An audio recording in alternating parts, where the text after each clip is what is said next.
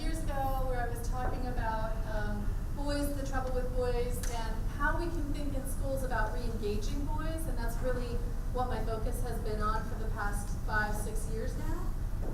I have my own boys, and when my boys were first grade, kindergarten, they did not like school. They, in fact, hated school, and pretty much I started reading about this phenomenon, and I noticed that with my daughter, who was only a year behind them, had all the same teachers, had basically the same parents, because we hadn't learned anything in a year, I tell you what. They basically were the same behaviors that my daughter would exhibit, my sons would exhibit, and it would drive teachers crazy when my sons did it. It was adorable when my daughter did it. It was interesting, humming in the classroom, things like that. That would be seen bothersome when Jules would do it, and not bothersome when his sister did it, which was kind of interesting. So I started to try and put this together and better understand it by doing a lot of reading and a lot of research on the area of the boy, what they call the boy crisis, which is a hotly debated phenomenon. Many people reject that there is a boy crisis. I believe that there is a boy crisis in younger elementary grades in particular, and there is a girl crisis for math, science, technology, and engineering in the middle school level. So I don't deny that there are issues that we need to pay attention to with girls, and I'm not interested in essentializing gender. There are, within the group of boys and within the group of girls, there's far more variability than there is between groups, but there are tendencies within those groups that we sort of understand as well, right? And the statistics are pretty upsetting. So if you're a boy, you're 3 times as likely to be expelled, suspended, in special education, learning disabled, or labeled as emotionally disturbed, which is a pretty compelling set of statistics. And some of those numbers are a little higher than 2/3, or 3 times as likely. It depends on the specific thing you're looking at. Like emotionally disturbed tends to be very high, maybe like 5 to 1, for instance. You are 4 times as likely to be identified as ADHD if you're a boy. Now, one thing that's important to note about this is that ADHD manifests itself very differently in boys and girls. In girls, ADHD is manifested very quietly, which is why they aren't diagnosed as often. It doesn't mean that there's actually less ADHD in the population of girls. It means that they're less likely to be diagnosed, all right? What's interesting about some of these statistics is that if you look at things like hearing loss or vision loss, which are completely objective measures, 50-50.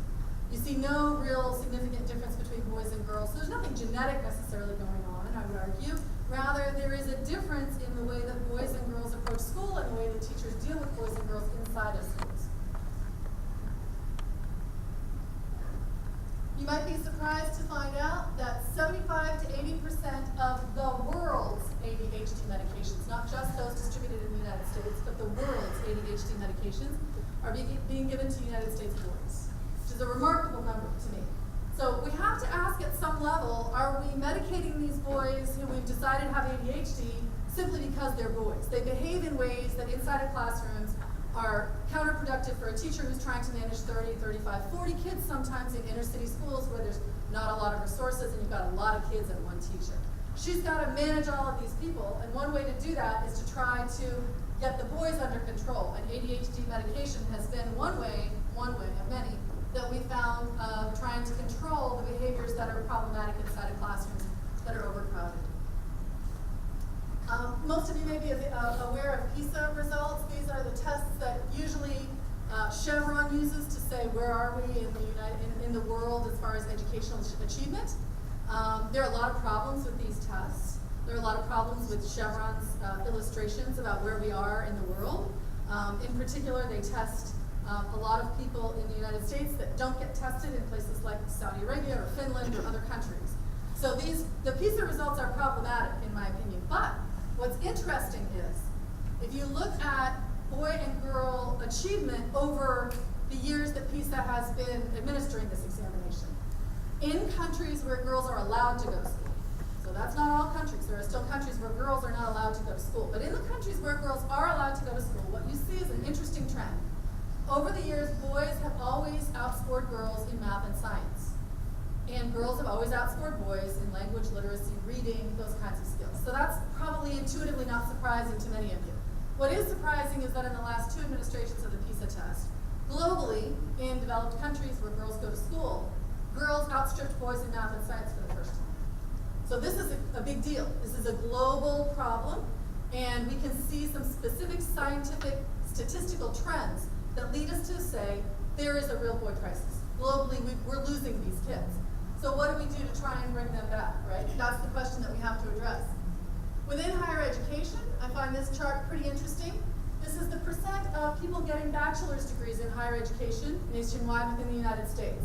The middle of the X there, the axis, the middle, is 1983.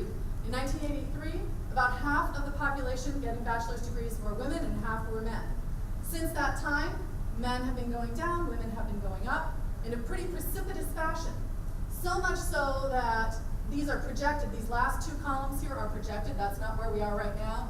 Where we are right now is here. All right? These are the next couple decades.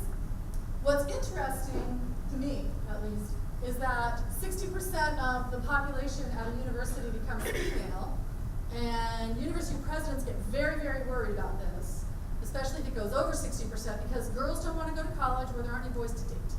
That's just a reality. So they don't like to see 60% or higher. So all of a sudden, we now have this kind of weird political thing happening where we're saying we have to have men's centers on campus to try and figure out how to keep the men in from high school and how to keep the men in the university and keep them through to graduation, which is a pretty weird place to be. There have been women's centers and women's studies for a long time, but the notion of men's studies and men's centers is something that politically is very challenging for most of us. And as a feminist, it's challenging for me personally. But it's something that I'm beginning to understand the need for and recognize the need for. All right, so why is this happening? What's happening inside of school classrooms? I'm interested in understanding the juxtaposition of boy culture and school culture to try and unravel some of this problem. In my TED Talk, I've talked about some of these primary causes, so if you've already seen that, I apologize for being redundant. There are zero-tolerance policies in most schools. There are wise policies. There are things like you can't bring a bomb to school, you can't threaten to bring a bomb to school, things like that. Those are very logical on the face of it, but the way that they're actually implemented sometimes a little off the edge. So a kid chews his Pop-Tart into the shape of a gun and is expelled for a couple of weeks, for instance. Probably we didn't need to expel that young man. And what we taught him was that his culture, which embraces a certain level of natural play violence or fantasy violence, is not acceptable in the classroom. And that basically says to him, boy culture is not welcome here. You're not allowed to do that. A high school Boy Scout has a penknife in his car. He's expelled from the school grounds for a couple of weeks. Same kind of message that we're sending, right? And these are, by and large, pretty good kids. I'm not talking about a kid who actually comes in and shoots up a school or actually brings in a gun. Those are zero-tolerance policies being applied properly.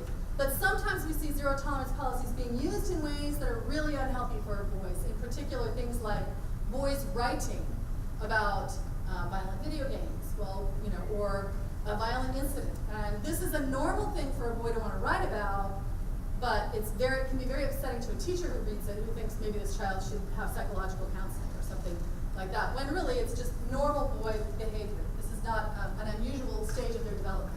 So the application of zero-tolerance policies is one reason. Another reason is that our curriculum is increasingly compressed. So what many of us learned in kindergarten is now being taught what we learned in first and second grade is now being taught in kindergarten. So kids in kindergarten are being expected to come to the table able to read whole bunches of text, sometimes with pictures, sometimes without.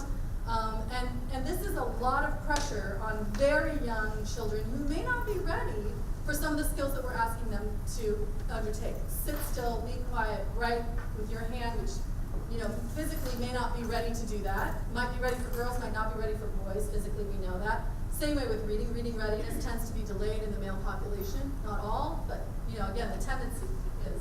So the compressed curriculum, I would argue, is bad for all kids.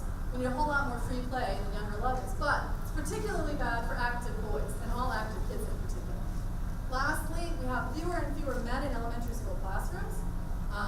I think about 15 years ago, maybe 20 years ago now, we had something around 93% of the classroom teachers from grades pre-K through grade 5 were about 93% were female. Now it's at 97%. So most boys go through their elementary school years and maybe don't see a man at all. And now there are fewer and fewer men in the place all the way around. We have fewer male principals at the elementary level. We have fewer male custodians at the elementary level. We have fewer male gym teachers at the elementary level. Everything at the elementary level has become the domain of women, which is not necessarily a bad thing, but it does sort of communicate certain things to the young man who's there in terms of his role models. If he comes from a home, perhaps without a father, then where are the male influences in his life that may be telling him it's good to be educated, it's good to learn to read, it's good to do all of these kinds of things. In addition, when you're in the teacher's lounge, the conversation is colored by the experiences of the people around that table. So if you have women around that table who've never raised boys, or have no brothers, or have no real experience with boys, they're out on the playground, the boys are scuffling it up, and they're like, oh, we don't understand what's going on. Why are these boys acting this way? That's not how I was when I was their age. Well, probably not. But it's important that then moms of boys actually have a very different conversation. They might inject, yeah, well, that's how my boys are all the time, and it's totally normal. Don't worry about it. It doesn't mean anything. It's just a normal kind of, rough and tumble on the playground, which, zero tolerance policies allow you to say no more of that, right? So the lack of men in the classroom is another potential cause for what we're seeing. The culture of the school is very, very different from the culture of the boy. So what can we do? We have started a website called Bring Back the Boys, and I think that we've got a better website address than that now, although I think if you go there, you'll probably get that. But there's another one that's a little bit easier, like Bring Back Boys 1 or something like that, right, straight from HTTP. And we are trying to give advice to parents, to teachers, to boys. We're trying to put a lot of resources out there for people who are interested in this question and this issue, so that they can investigate for themselves. We try to put the latest updates of research from all over the place, including positions that may be very different from our positions, so that people can really read all of it and get a full picture for themselves. We can think about how to use games. Bring Back the Boys has primarily been a project that is interested in thinking about, thank you, Joel, how we put games in the hands of classroom teachers in powerful ways, and in particular, games that boys like to play. And so this is the real challenge. You can get games in classrooms. There are lots of educational games out there, but the reality is most kids hate them. They absolutely hate educational games. They love the games that they're playing at home. And so part of the problem is, how do you inject into a culture that says no violence, no competition, no individual achievement? How do you inject into that games that embrace all of those things? And so that's one of the things that we're trying to figure out. Now, Minecraft is an interesting example, and one that's being used heavily in classrooms, although Minecraft EDU is the one that's sort of approved for education. And part of the reason it's approved is because you get to turn off the zombie sheeps and pigs. And we don't want zombies in classrooms, apparently. So we turn off the zombie sheeps and pigs, and then the boys are like, yeah, not nearly as much fun. It's just not as cool. So Minecraft, if you haven't seen Minecraft, I'm going to give you just a real quick snippet of a video about Minecraft here, and the kinds of things that Minecraft can do in classrooms. Minecraft is the ultimate educational tool. You guys remember Minecraft. We made this other video about that one time, where we talked about how it's basically going to save us all. But in case you need a refresher, Minecraft is a computer game that can best be described as first-person Lego, with a dash of husbandry, a heaping help with architecture, and a pinch of slavery trap. In survival mode, you have to gather resources and materials and fight the bad guys, some of whom are very sneaky. In creative mode, you get to, ready for Nicolas Cage, go nuts. The pixely sky is the limit. You can build whatever you want, and then start a multiplayer game and invite all your friends. You can import and export 3D models to make structures. You can share your creations with your coworkers and pals, or your students toward the end of teaching them the finer bits of computer science, art history, engineering, civics, math, world history, and maybe most of them. Say what? Now, before we get to talking about Minecraft specifically, let's talk about computer and video games in general as educational tools. There is a long history of using pixels to teach kids about stuff. For about as long as there have been affordable computers, there have been educational games to play. Logo taught you how to program that turtle, and Lemonade Stand taught you how to build your lemonade empire. Oregon Trail taught you always ford the river. Never ford the river. Mavis Beacon, Reader Rabbit, Big Brain Academy, and the list goes on. They're all great games, but they all share a common problematic shortcoming. What if you don't want to teach typing or reading? Sure, you could use Virtual U to teach management, or Zappadoodle to teach economics, or Roller Coaster Tycoon to teach roller coastering, but these games can't be specialized or made immersive. They lack even the basic technology for fluidity or improvisation, two things which are paramount in teaching. What if you want the game to be different every year, or every class, or collaborative, or what if you're a grade school teacher and you teach 10 subjects, each with many units and ideas to cover? If only there were some way to build a fully customizable network environment that was both fun and inexpensive. Aside from being exceptionally effective when you avoid doing your homework, as it turns out, Minecraft is also an exceptionally effective teaching tool. Sorry if I just totally ruined Minecraft.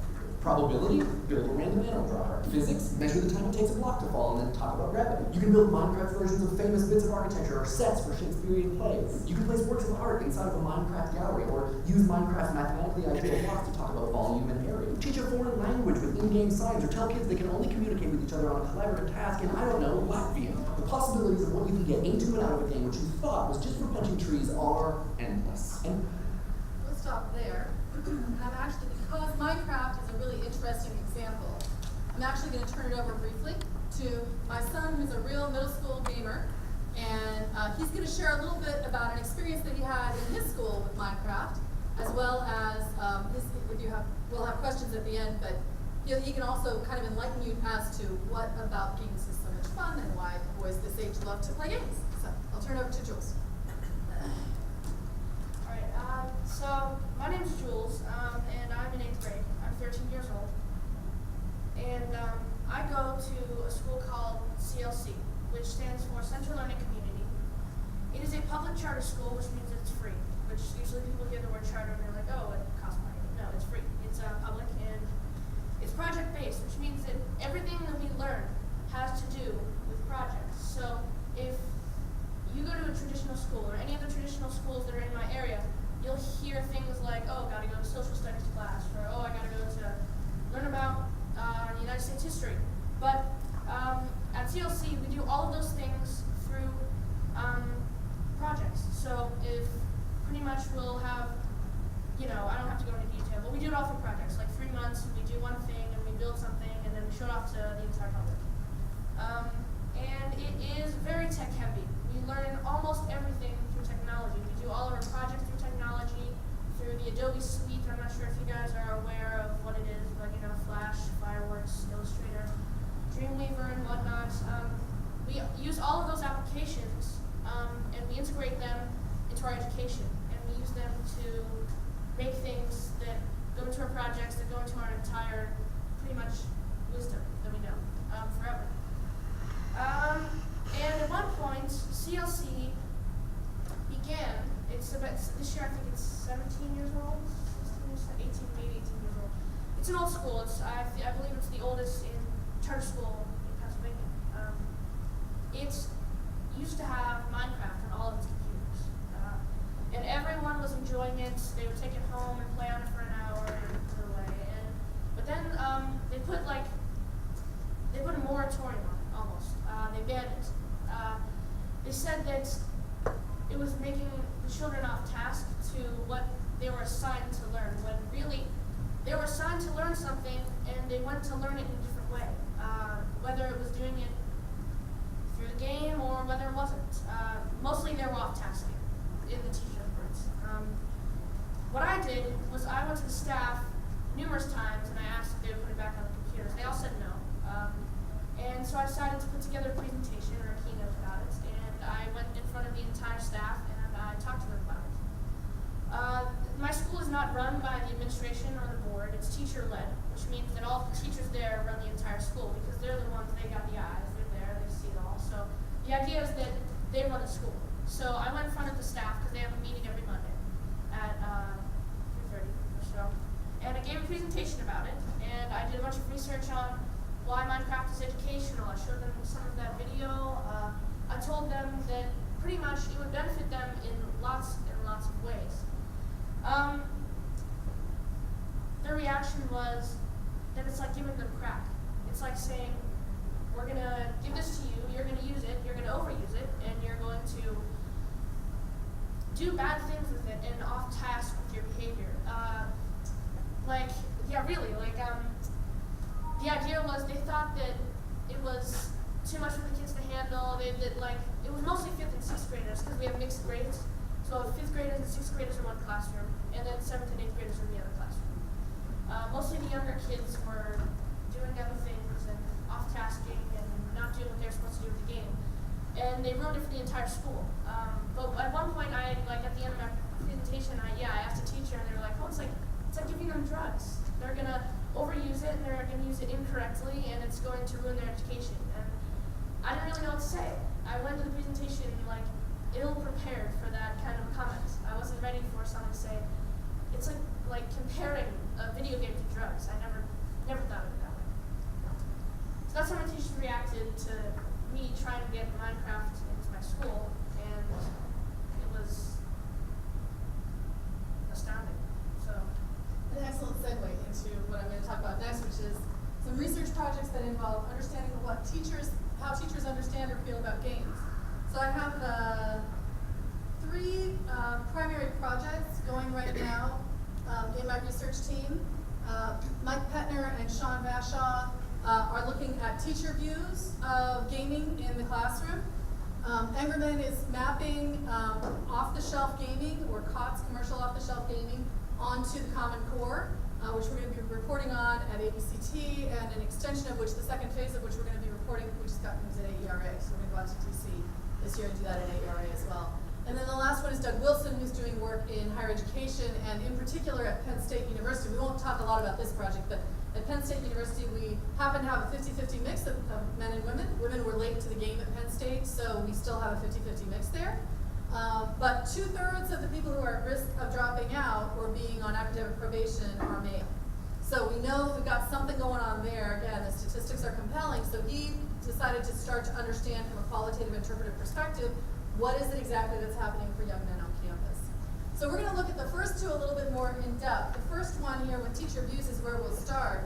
We conducted teacher interviews, and the second phase of this is ongoing currently. The pilot is really the first phase, which I'm going to give you a little bit of some video clips of from the teachers. This is sort of the raw data, not really well refined, but I'll give you a couple of quick clips. Basically, we asked teachers what their experience of gaming in schools is, what they hear their kids talking about, how they feel about that. Then we showed them something called Typing of the Dead. Anybody familiar with Typing of the Dead? Jules is. Okay.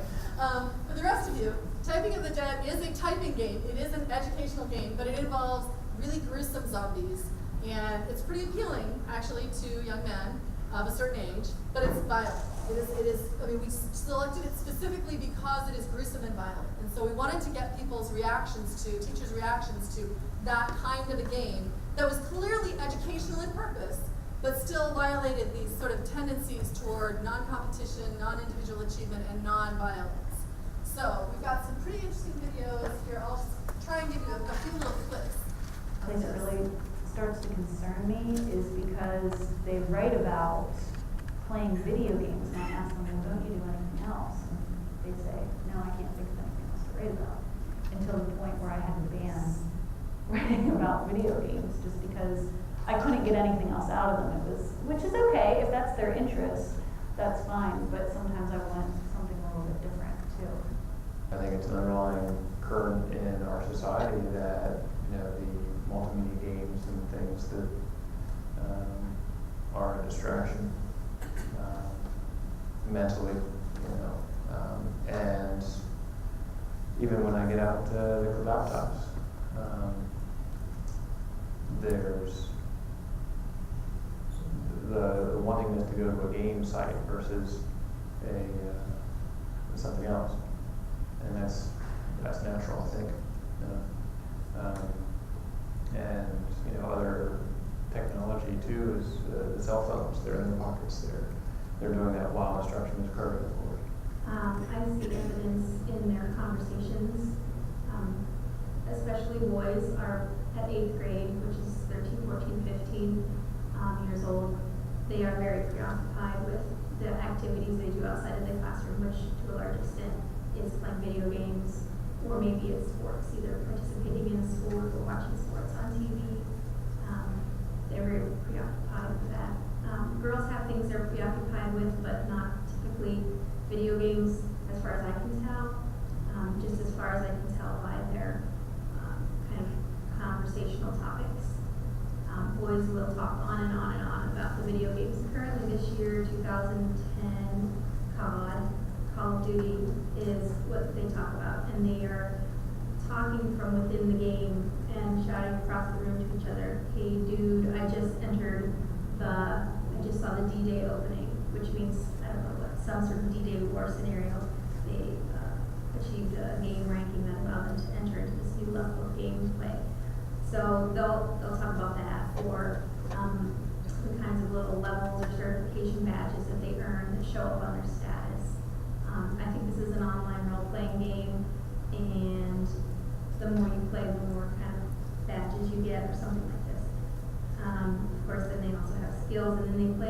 other kids who are online. So they do things like phoning noobs, which is beating up or killing the newbies, or showing their fancy footwork. I guess I can only imagine that they're a little action figure, and there's another little action figure that they're destroying in some way, or whatever they're doing to show their superiority. So phoning noobs is what they live for. So I don't want to be too hard on the teachers here, but I think what's important is to understand that this is the culture in which the boy enters. And the boy doesn't necessarily understand why any of these things are upsetting to a teacher, or why they don't make sense to her, or why she's banning them from writing about something, when from their perspective, writing about video games is endlessly fascinating, and it's endlessly different. From her perspective, video games are one monolithic thing, and now you should write about something else.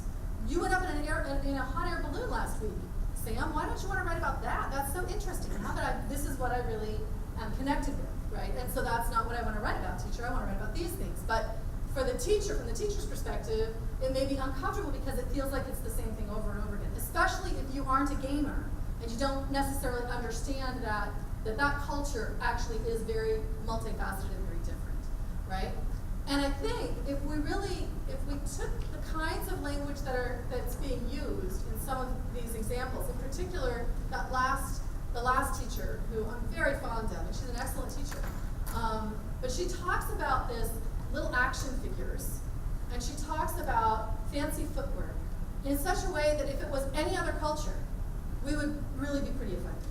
If this was my culture, and somebody, said, yeah, you're doing stuff with dolls, that would be, I know how boys are, that doesn't sit real well, right? So part of what's happening there is that there's a negative affect or attitude that the boy hits as soon as he enters the school doors about the culture that he cares about, in essence. And so I think that because of the politics of it, we tend to say that's not a big deal, but if it was a different kind of culture, we'd be very disturbed or concerned about this.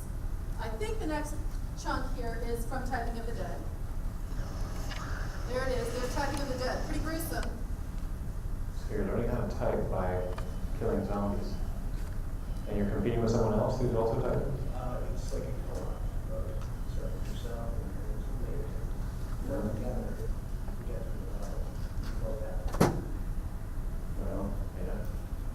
I guess sometimes you do what it takes to make it interesting. I don't know that killing zombies is the best approach in my eyes. But I'm sure the kids would be motivated to win and to learn to type better. I don't like the violence. And even though this is kind of gruesome or whatever, that's what my age boys would like, and having boys. And if we get them to type, then I guess that would be okay with me.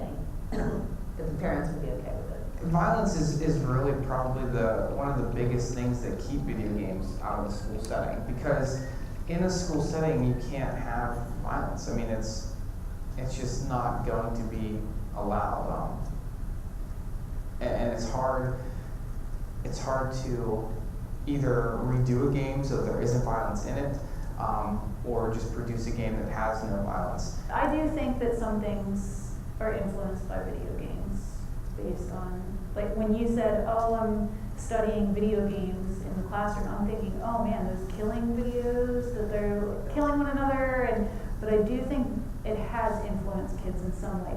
But in defense of video games, there have been a lot of curriculum changes as well that I think forces kids to grow up maybe a little bit faster without building the foundation they need before they move on to those next social levels, I would say. So I think it's a combination of things. I don't think we can just say, the only reason why these kids aren't getting along is because they play video games at home. Good. So you can kind of get a sense of where the teachers are coming from on it. The good news is that from our data thus far, while most people generally feel that video games lead to active violence outside of the video game, that's kind of the popular media statement. up and down High Street, that's what you'll get. If you ask people, do video games have any influence on kids? Yeah, what kind of influence do you think they have? They'll say, just like violent movies and other things, they create more violence. But teachers, fortunately, from what we've been getting, have a little bit more textured view of it. They understand that, in fact, the research is non-conclusive, and the research, in fact, is non-conclusive on this. We have only one study that basically says, if it was done in Japan, I believe, and it basically said levels of agitation were increased after playing a violent video game for a period of about 30 minutes afterwards, and then they went away. So there is a period of agitation that accompanies the adrenaline, the kind of endorphin releases that happen as a result of playing video games, and that is something that we've observed in at least one pretty reliable study. On the other hand, we have a really interesting study that one of these kids illustrates later. We look at what boys are going to say in just a few minutes. That study indicated that it was just a correlation, so you got to be cautious about it, but it looked at kids who had been in trouble with the law. And they looked at kids who played games and kids who didn't play games. And kids who played games were less likely to reoffend than boys who didn't play games, which is an interesting, you kind of wonder why might that be. What is put into voice by some of the young men that we've talked to in the other half of this study is that it allowed them to figure out how to handle their emotions in ways that they don't maybe learn if they don't play games, strangely enough. So we'll get to that in a little bit. But in general, the problems with games from a school traditional classroom perspective are violence, competition, and individual achievement.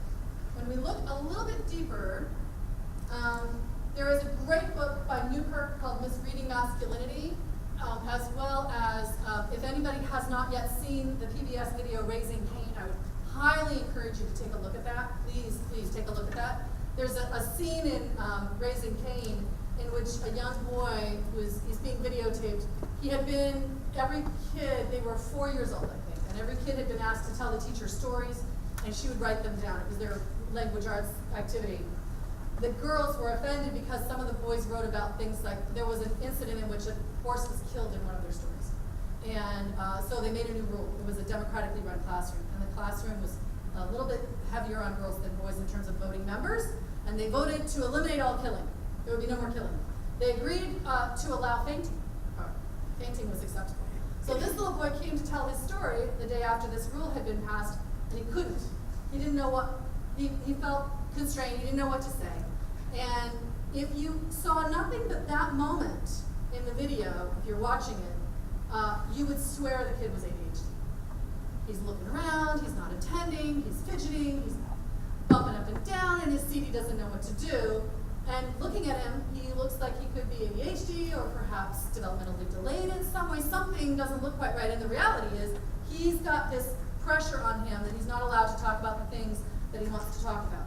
So this normal developmental stage of violence and play violence, fantasy violence inside a young child can become a significant problem in a traditional classroom that says none of that, right? We have, and I mentioned already, the mixed evidence on the impact of violent video gaming. Competition is the second big thing that traditional classrooms feel uncomfortable about. It undermines classroom dynamics and creates more violent actions, some people feel, and it maintains a certain amount of inequality. Some people are always winning. And the kids who have games at home and have the money to do that are more likely to do well than when they come into the classroom and they have games there. So the competition issue as opposed to collaborative classrooms, which is what I was taught even when I was here. I was here as an undergraduate in elementary education. And when I was here, I was taught heavily collaborative classrooms were very important. So the notion of setting up a competition in my classroom was pretty foreign. I think there's a little bit more of that happening now, but even so, I think that we're cautious about how much competition we invite into a classroom. So those are some of the reasons why the traditional classroom culture is unfriendly to what we think of as traditional gaming experiences. So what do the boys say? What do the boys say about what they're learning? So this is an attempt to try to understand the learning inside of games as mapped onto a Common Core curriculum, the Common Core state standards. Okay. Give you a couple of quick snippets. What's most interesting about the two that I've pulled up, they're not related to, there's a whole bunch of stuff in these videos about Clash of Clans and World of Warcraft and Assassin's Creed and the specific things that they learned about the Renaissance, about Da Vinci, about traditional classroom pieces. But what was most interesting to me were sort of the 21st century learning skills that came out and the difference in the way that they understand failure. So the first quote, the first piece that I'm going to show you is from a young man who's about 6th, 7th grade, I believe, and he's talking about failure in school and failure in games. Right? She's asked him, sometimes you fail. What does it feel like when you fail in Feel school? about that when you feel at school.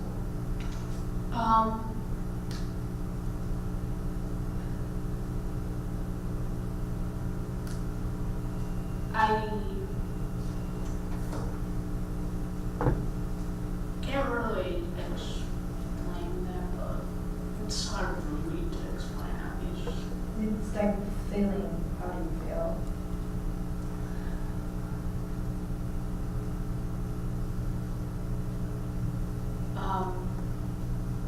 I feel fine. So I love this kid. It's just great.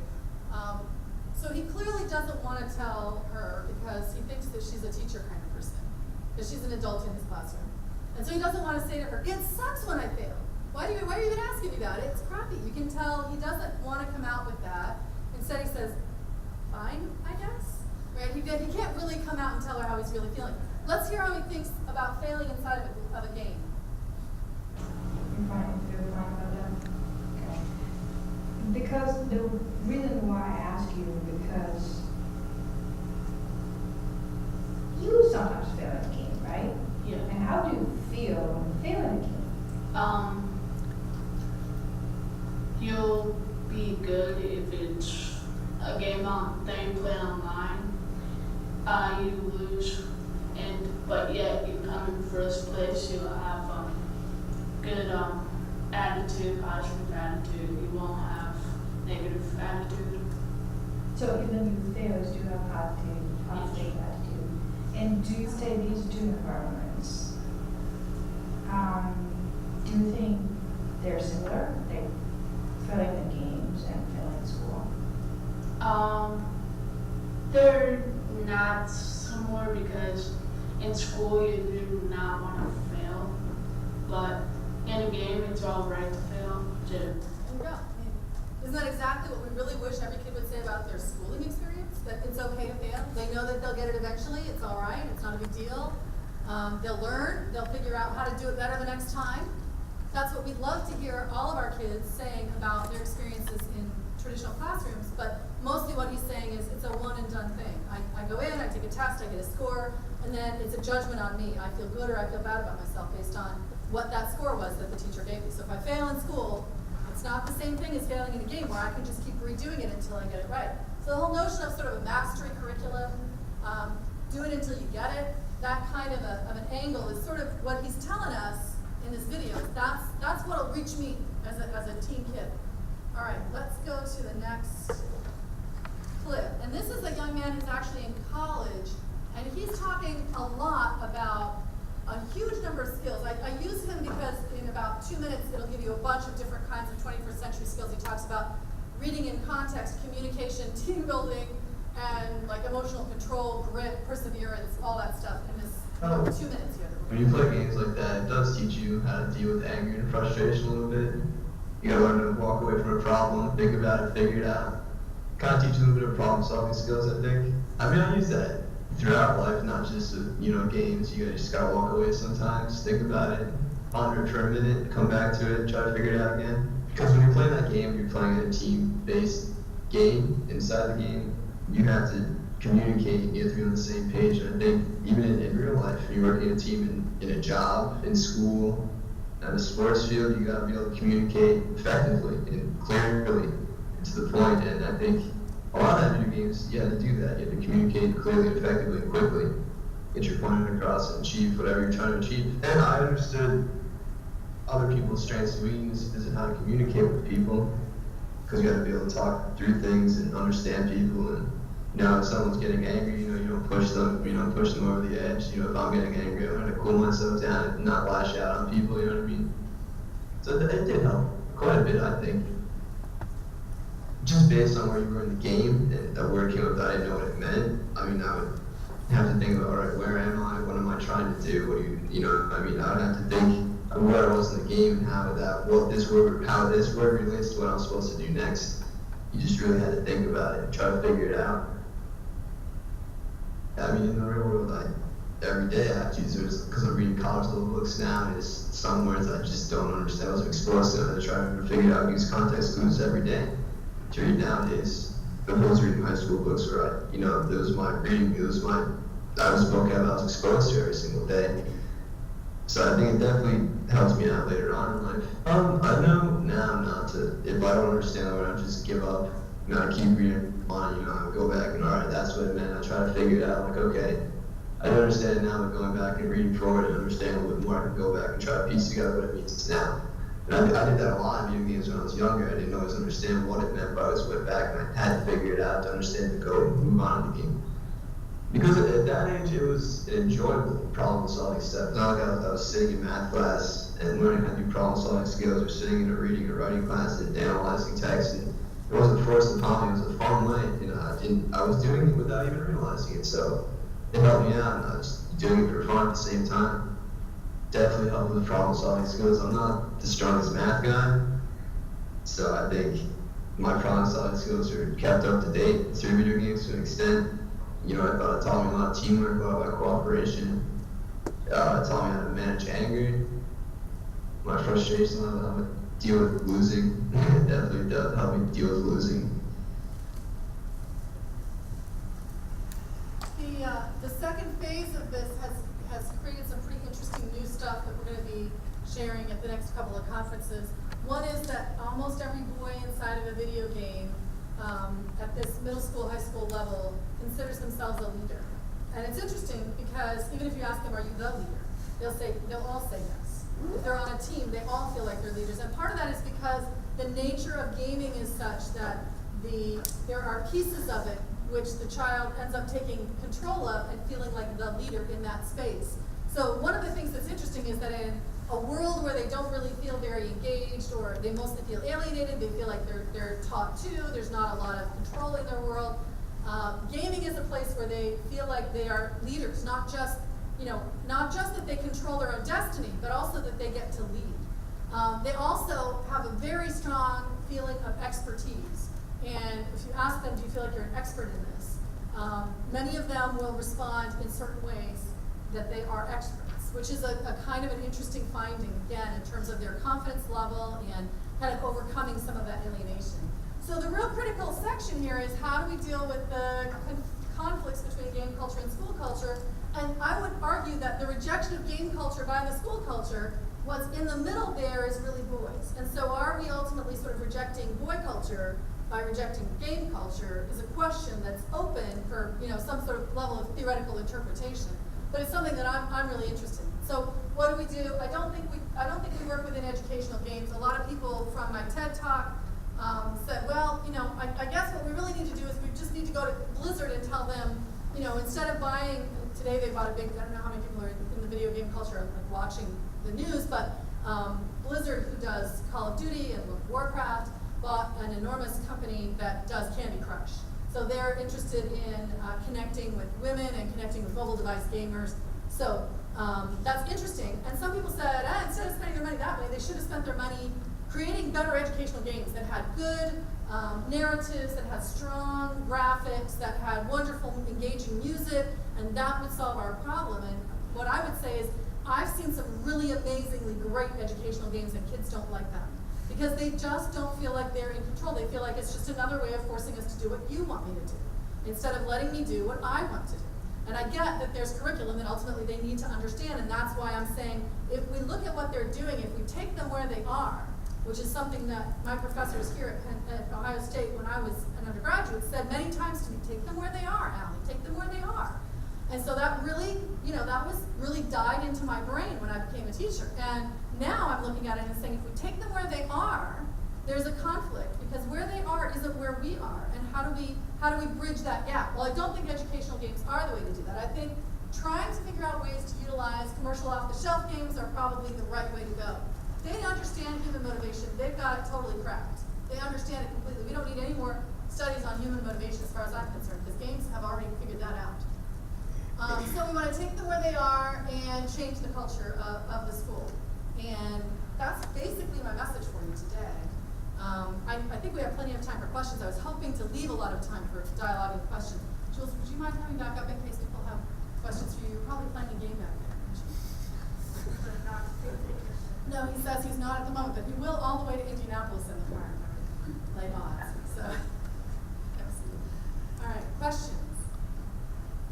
I hope we have lots, because I did leave lots of time for it. Yes? Don't you think, though, it's really important, like in your research and the research going forward, to really separate out video games from multi-user platforms? And that, and there seems to be, it's important not to conflate the two. They come from two very, very different traditions. Oh, that moves. Sorry. You know, like even the educational video games or the educational videos comes from Puppet and Mindstorms, and the video games themselves are very individualistic, and they come from sort of this sort of like standalone computer program way of looking at the world, whereas multi-user platforms come from the multi-user dungeon community, and they're about creating community. Call of Duty, but they're not all violent. Some of them are very mystical and magical, you know, and things like that, but they're more about creating these problems that groups solve together. I remember driving home with my son a few years ago and said, we gotta get home by 5 because I'm supposed to meet my group because we're gonna raid a troll community. Right, yeah, we gotta get home for the troll community. But they're two really different ways of, just because they're both on a computer, they're just two really different ways of looking at how they can affect education and what they can do for education. They do very different things. I think that that's true. And so for me, that category, it's not, I don't have a problem conflating them. I don't see them as that separate. For most boys in their lives, they play all of the above. They play MMORPGs and they play video games with controllers that are individual, and they play stuff on the computer, and the stuff that they don't play, boys anyway, the stuff that they don't play are some of the social games like Farmville and Candy Crush Saga, and they're much less interested in mobile device games. Well, we're doing some of that, but most of the boys in middle school and high school, I would argue, are not playing so many of the social, what I think of as more girl games. So I do that separation, but by and large, I lump the rest of it together because if you look across the whole spectrum of them, the kinds of things that are being learned are dramatically important. So just to say I'm only going to look at one or I'm only going to look at another, then I would lose some of what I would learn about what boys are learning from those different platforms. So I don't separate them because I want to get as much as I can about what they're learning in their own game. I think there's value in at least trying to describe a few different factors, and I kind of disagree with there's dichotomy, there's rather a spectrum going from very individual, on your own, to the totally collaborative, big cluster. Right. And that's one dimension in terms of the social aspects. Yeah. And then there's levels of interactivity, there's levels of realism, and all those kind of things. Narrative. And being able to figure out what works and not, I think you can sort of at least keep track of those parameters. Yeah, and I think that we're starting to do that, but our first task was to try to figure out what games serve which curricular goals. And that's the first thing that we did. And so we haven't necessarily said, so generally the MMORPGs do this, and the individual games do that, but rather we said Assassin's Creed teaches these kinds of specific things that are in the Common Core curriculum.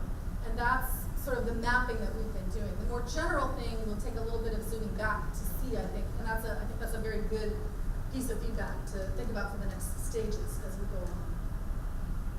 Thank you for that. Could you talk a little bit about race? Beginning, you talk a lot about national and global statistics about boys, but and I'm interested in sort of the general discussion of boys, but also the discussion of game culture in boys.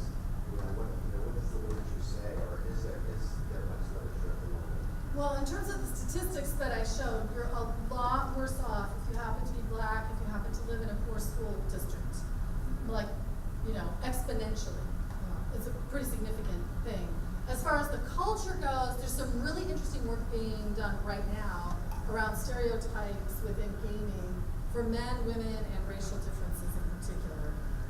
So I don't know where that literature is going to land us. It's still fairly new, and I don't think that we have firm answers about it.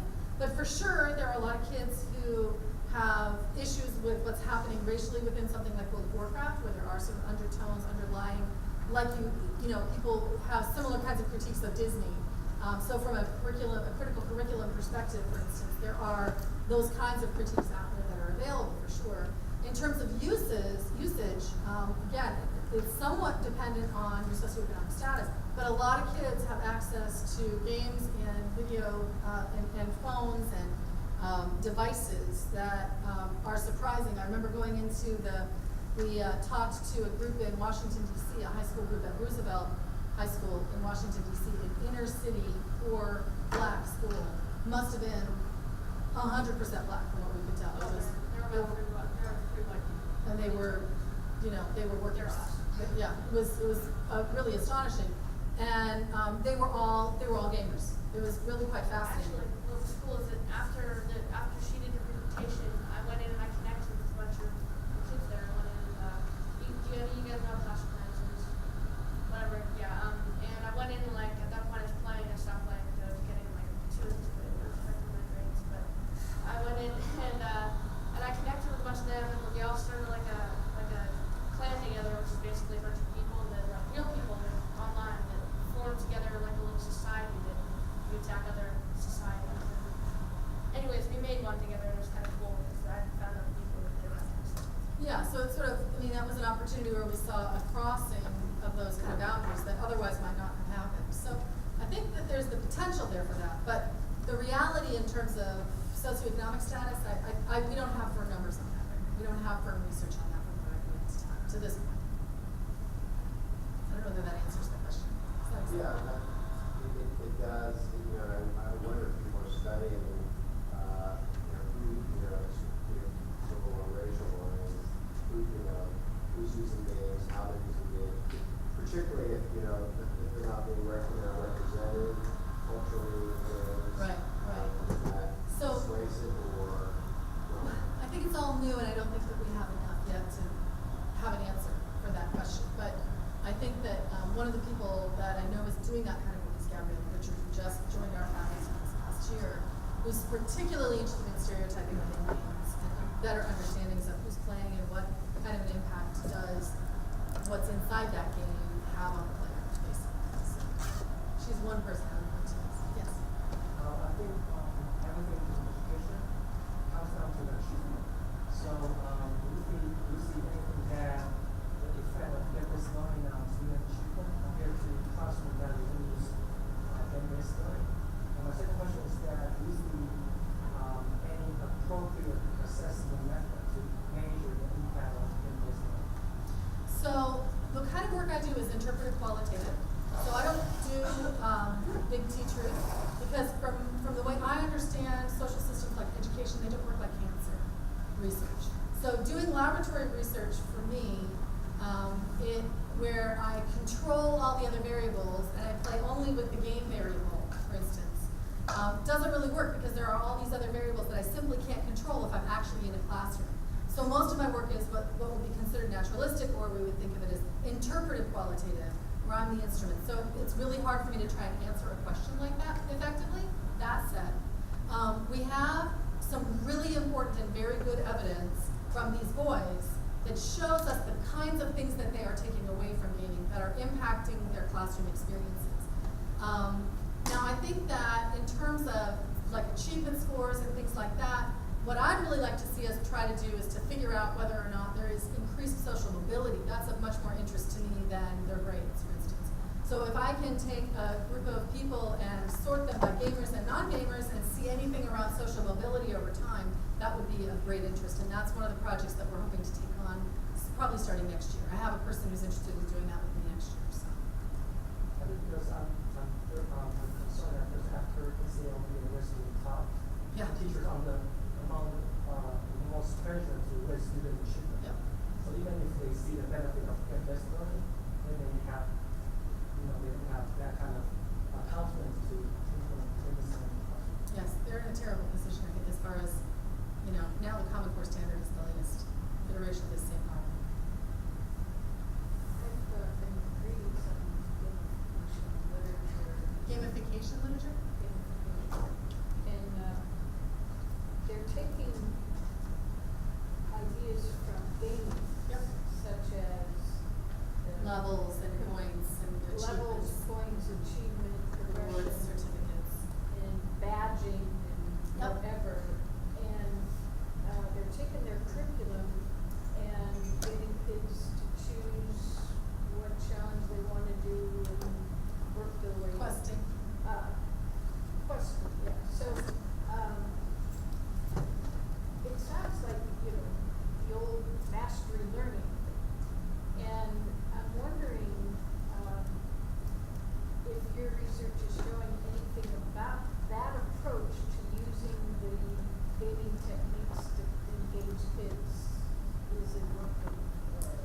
I am not a fan of gamification.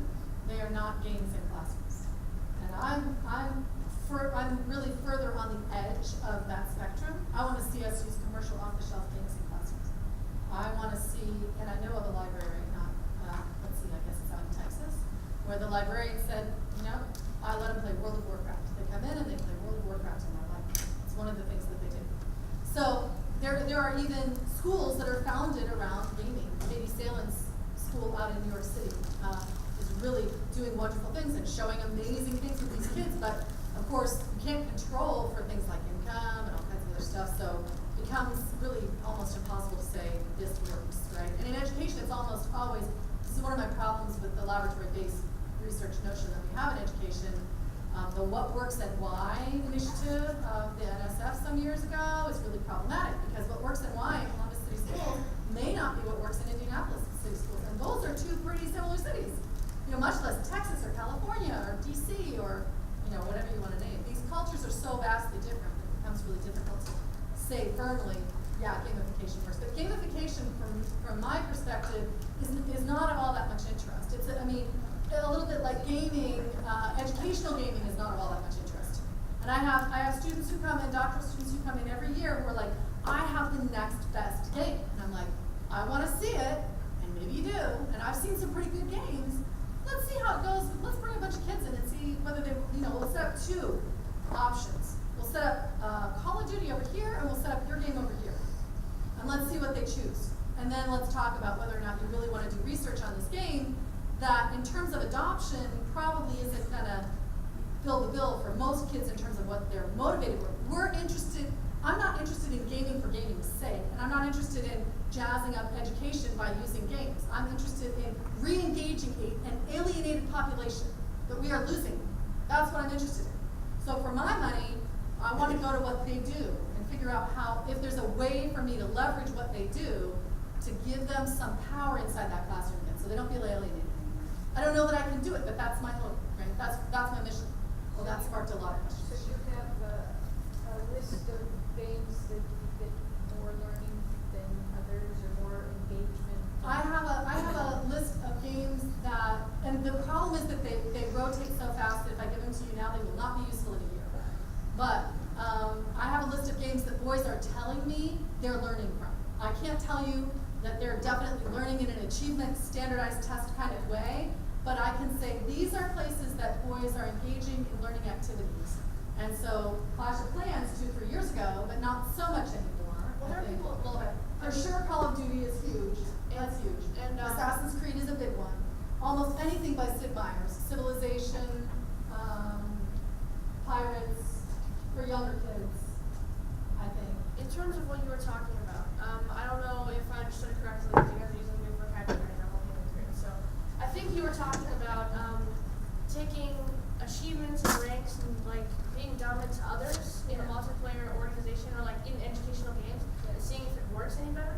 So what I found is that being able to be dominant to other real people online feels really good. So like if I went on to a video game like Duolingo, have you guys heard of Duolingo? If there was like a language kind of Duolingo that was online and had like ranks that every time I learned the lesson, it brought me up a rank, then I would feel good because I chatted with other people and it showed my rank next to my name, and I'd be like, oh, I'm a class 5 Eagle learner and they're only a class 5 Hawk learner. I'm better than them, so I feel good about myself.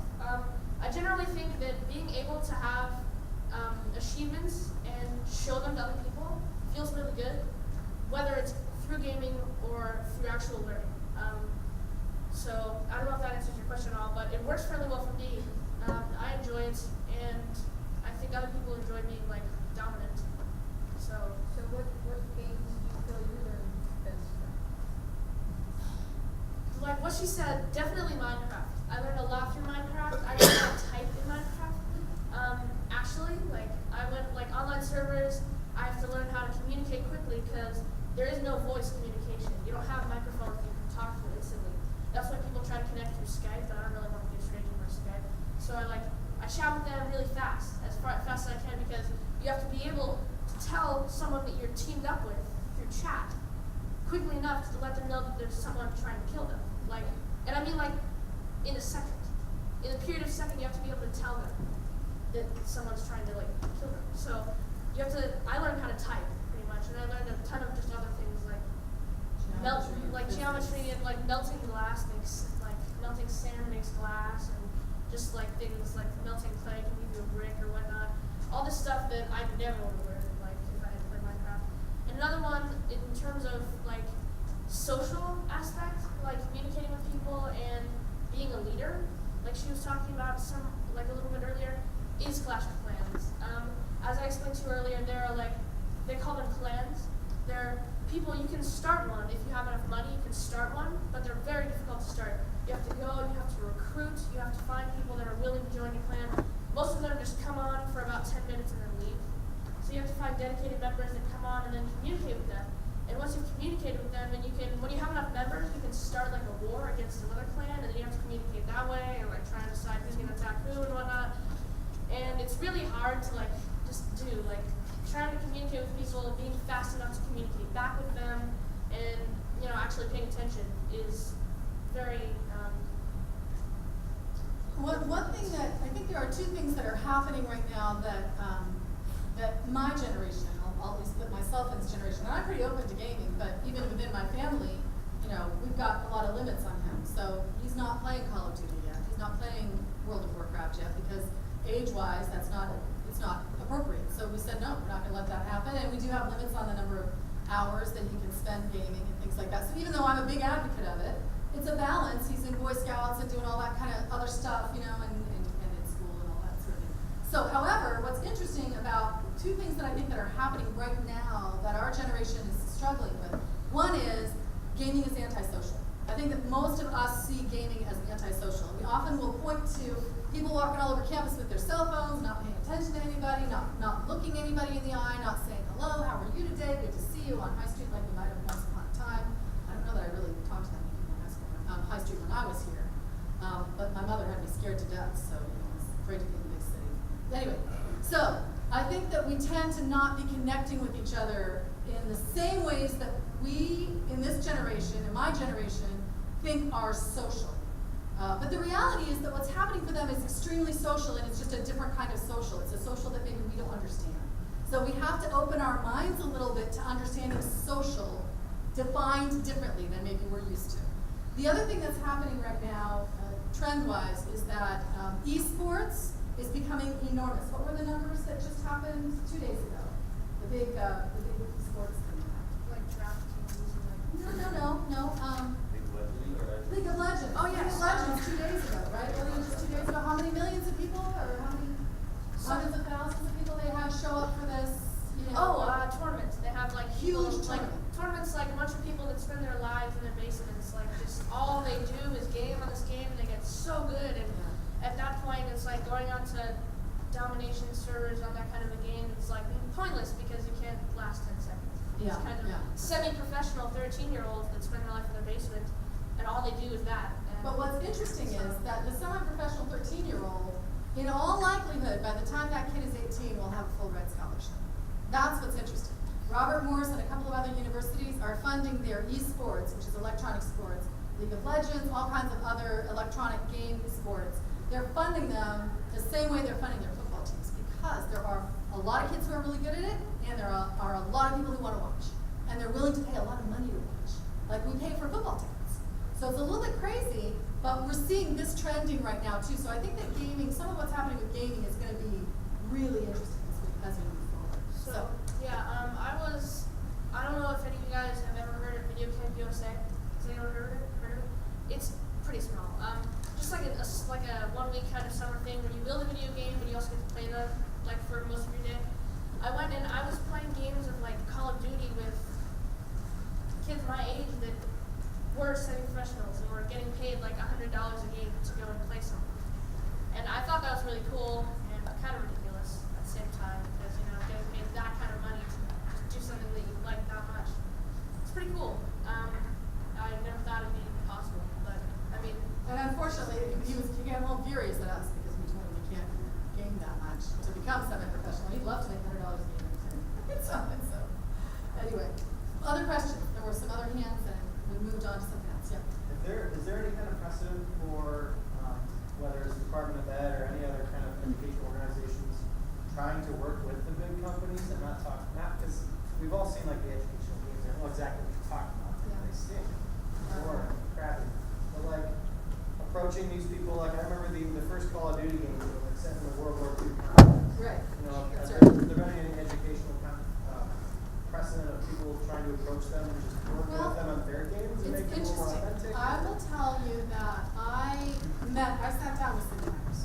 So Sid Meier's is a big game guy. Civilization is probably his biggest title. Pirates is probably his second biggest title. I sat down at lunch with him in Baltimore, Maryland, and had a lovely time. It was really fun, and I said, that was before I kind of he helped me have this conversion in a lot of ways. When I gave the TED Talk, my perspective was yours, exactly. We got to figure out how to get, it would be great PR for Blizzard if they wanted to put some money into some really good educational games. Like, that we could have great narratives and wonderful graphics, and it would be great. And really, I sat down with Sid Meier at that point and said, talk to me about this idea. And he said, no way. That's not what you need to be doing. And he said, I'm not interested, even for PR, to try to create an educational game. And I said, but your games, of all the games that are out there, yours are the most educational in the COTS category, in the commercial off-the-shelf game, the COTS game category. Yours are the most educational. He said, well, I wish they weren't. He doesn't want to be the education game guy. He wants to be the commercial off-the-shelf game guy, and that's what he is. And he said, I don't want to test it for educational soundness. That's not what I'm about. And I think Blizzard would give you the same answer. So I think it's about money too, though. Like if you took Rockstar Games, which I don't know if any of you guys know, they do things like Max Payne, Grand Theft Auto. You guys all heard of these big titles. If they took Grand Theft Auto and tried to make it educational, which by the way I don't think is possible, but if you tried to make Grand Theft Auto educational in some way, they'd lose money on it. People would say, oh, Rockstar Games is turning. They're going to be some sort of loser company that's going to make those online games, and they're going to overprice and whatnot. You think just the term educational put on there is sort of right? Absolutely. Right. The terminology that people use. If the phrase is there, and oh, it's educational, it's going to teach you about more history or That's X, right. Y, and Z. It's like, well, that ruins the. Why is that so off-putting? Because the culture of schools and the culture of boys are like this. That's why. Okay. Or the culture of schools and the culture of engaged fun. Right. I don't know. It's maybe not fair to say boys in schools. Maybe that's not fair. But the culture that's inherent in these two places are totally different. Alfie Cohn's I won't learn from you, right? It's about coercive learning. What you could hear it in the boys that we're talking about it. They are learning a ton of stuff in these games, but they're learning what they learn. They're not learning what somebody else has told them they have to. And I think when you say educational game, they immediately understand that as somebody's going to tell me what I've got to learn. I don't want to. I don't want to do that. Usually, educational games try to mess up with it, try to go against the game's rules and regulations, try to break the game. Now that happens all the time. Oh yeah. So type in dirty words and not try to go against. Try to break the game. Yeah. It's the first thing you do with. It's the first thing they do. But yeah, I'm just really curious about the motivation for gamers and why people want to play games and have some key takeaways for. Because there's a lot of games and some are issues of want to be in control of the world, I want to escape things, or want to That's true. problem solving. Is there any kind of study or research or things that you noticed that are main motivators? I think that being in charge is one of them, because young kids have access to games. So me as a 13-year-old, I can't go to a restaurant and get a manager position and be in charge of a bunch of 26-year-old waiters and waitresses. I can't do that at my age. But in a game, I can go into a game, and within a year, I can be in charge of hundreds of people if I want to. I can be in charge. I can be like the leader of the world in Clash of Clans in a year if I spend enough money. People it's the urge for me. It's the urge to be in charge. It's the urge to be dominant to others, and it's the urge that I really want to be able to tell people what to do and have them listen to me.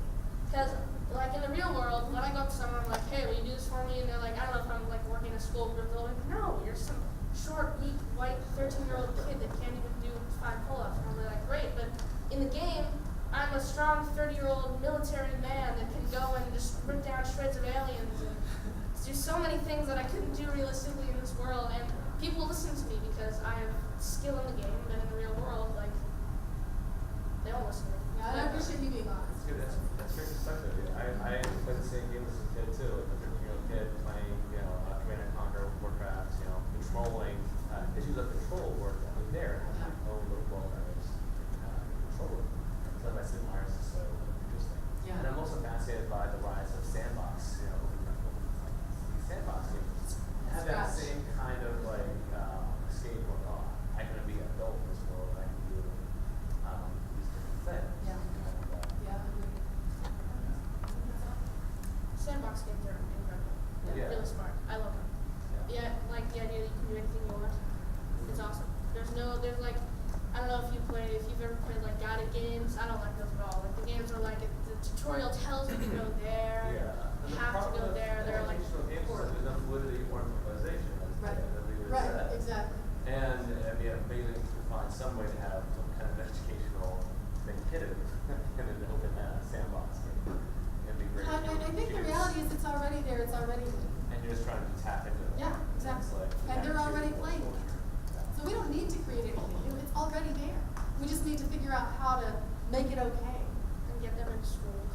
Right. And get them to the places where That's about making it okay. they want us. Yeah, absolutely. Yes. So if you were, if I was going to say, okay, I'm going to build a school where you can choose to play all of your games. However, at certain points during a semester, you will need to demonstrate to me that you're learning something. How much pushback would there be about accountability of those things? So kids don't want to have a game given to them and then say, this is your deadline. If you haven't played this game so much, and you haven't learned so much from this game, then by this certain time, and you're testing on it and you fail it, then something bad will happen. No one wants that to happen. No one wants the idea in games is that you're free. And then you take a game and there's no tests. There's no quizzes, no pop quizzes, no tests, no instruction. You do what you need to do and you learn it by yourself. If you came to me and you said, I've got a game for you, and if you haven't demonstrated to me that you've learned something about this game by this point, then something bad will happen, I would say, I don't want to play the game. Because So that said, I just want to interrupt for half a minute because I'm involved in a project in Yonkers right now called the Yonkers Model School for Boy Engagement, and it specifically is a charter school in New York State. It'll be the only integrated boys charter school in New York State. There are several all boys charter schools in New York State currently, but they're targeting specific racial populations like African American or Hispanic. And so this is meant to be an integrated, everybody come and be here, all boys school. And we're doing a whole lot of really crazy things, like we're letting them play games. We're not going crazy with it and doing things that are, I don't think we're gonna do anything developmentally inappropriate. But we're going to really change the model. We're gonna bring Boy Scouts in, we're gonna let them all sit on bouncy balls. We're gonna do a lot of things that are boy-friendly within that context. It's gonna communicate to them that the school understands the boys that are there and wants to help accommodate their different ways of learning, maybe. Not all of them are gonna learn differently, of course. Again, within that range, there's a lot more variability than between the genders.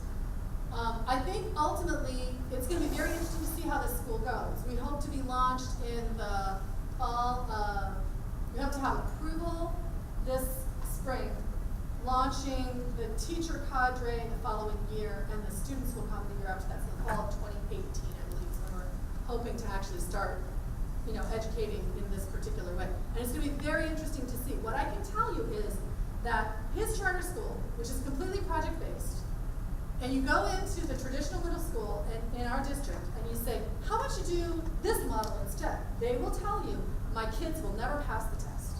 That's what they will tell you.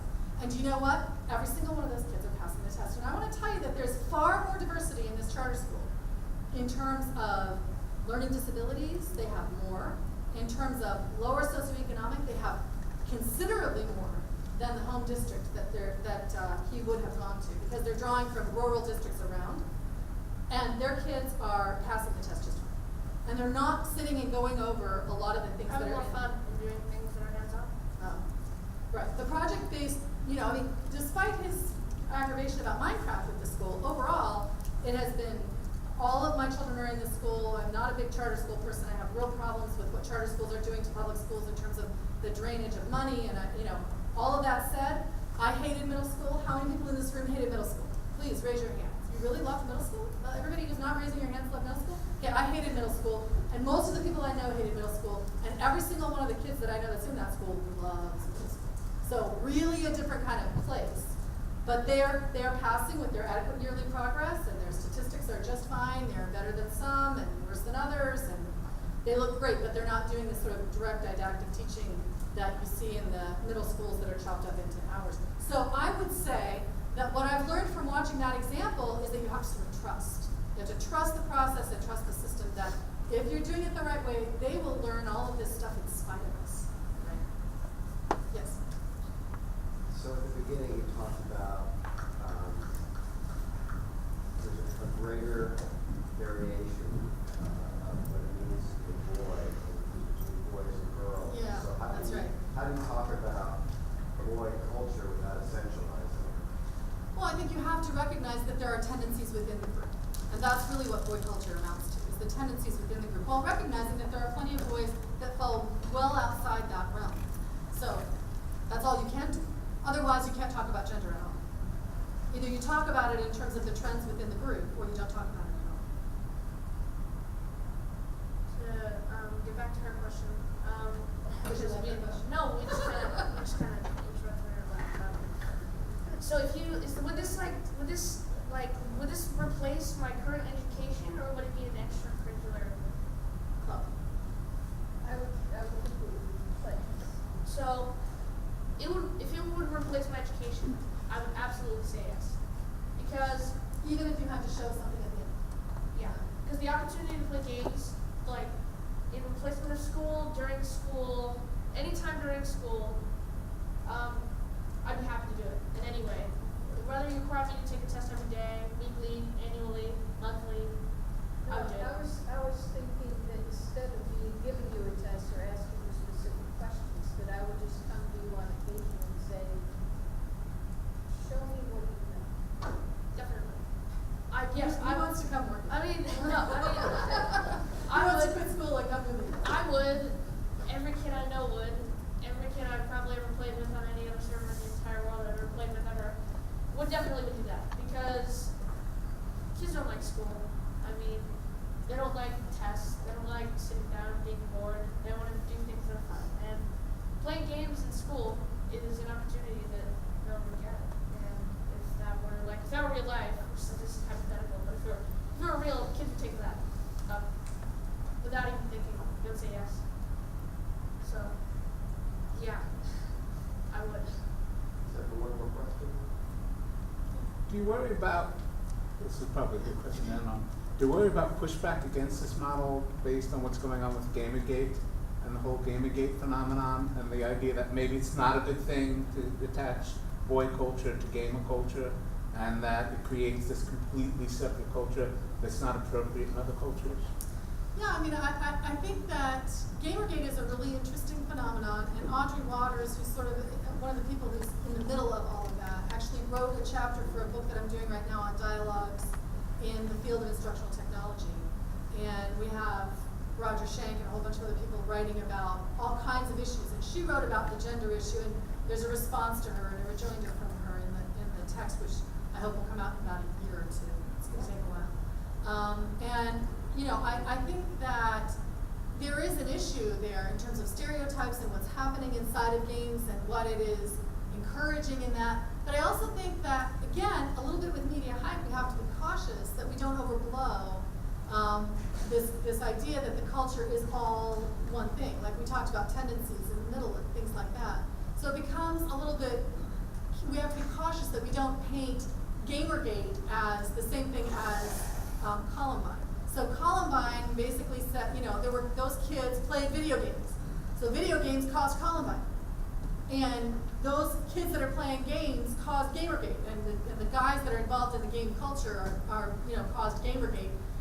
It's not untrue, but I would say that I wouldn't draw causality. The nature of the gaming culture doesn't necessitate that all men grow up and then treat women badly because they were involved in games. Or it also doesn't mean that they become violent, shooters because they have been involved in games. So I think it's important that we be cautious about how far we draw that causality and that, expectation that this will cause that. I think that might be going a little bit too far. That said, I think it's important for us to understand that we all live in a society together, and it's a diverse society, and we need desperately to understand one another. And so, one thing that we can do is actually have more women who are gamers, and that alone will change the nature of gaming and the nature of that culture.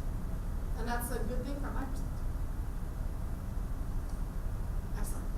Thank you so much. It was really good to be on.